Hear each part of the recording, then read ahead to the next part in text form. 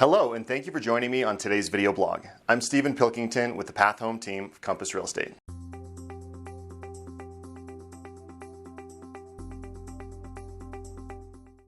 So what is house hacking, and why is it something that you should know about and potentially something you should take advantage of? So the term house hacking has been around for a little while, yet we often encounter folks that maybe have heard of it and don't know what it is or have never even heard of it. And the idea behind house hacking is, as Denver metro area is a relatively expensive area to afford a home, that a lot of people, especially earlier on in their financial career, earnings, out of college, can take advantage of purchasing a property by utilizing a low down payment loan, like an FHA loan, and then supplementing their income by renting out some of their bedrooms.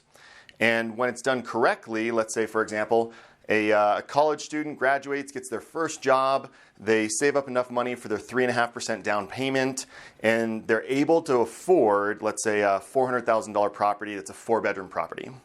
Well, that $400,000 property is probably going to be somewhere around $2,000 a month. An easy way to remember a payment, and this isn't always accurate, but it gives you a kind of a rule of thumb, is take 1% of what that purchase price is. So $400,000, 1% would be $4,000, and then divide that in half.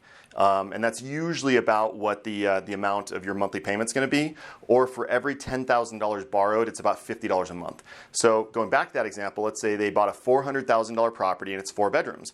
Well, they're coming up with $2,000 a month. Well, maybe they rent out 3 of those bedrooms or 2 of those bedrooms. And right now in the Denver metro area, you can rent a bedroom for $500 to $900 a month. So if you rented out all 3 of those bedrooms, and let's say you just got the average of $600 per month, that means of that $2,000 a month payment, you'd be collecting $1,800 a month, in essence making your monthly payment $200 a month as long as you've got tenants. So, and then when it's done really well, let's say instead of paying $600 a month, you have your tenants and they're actually paying $800 a month. So you've got 3 of them. Maybe, for example, you don't stay in the master. You stay in the least desirable room and you rent out the master for $1,100, and then you rent out another room for $800 and then another room for $800. Well, right there, I mean, that math turns out to, what is that, $2,700? So you're only paying $2,000 a month, but you're collecting $2,700 in rent.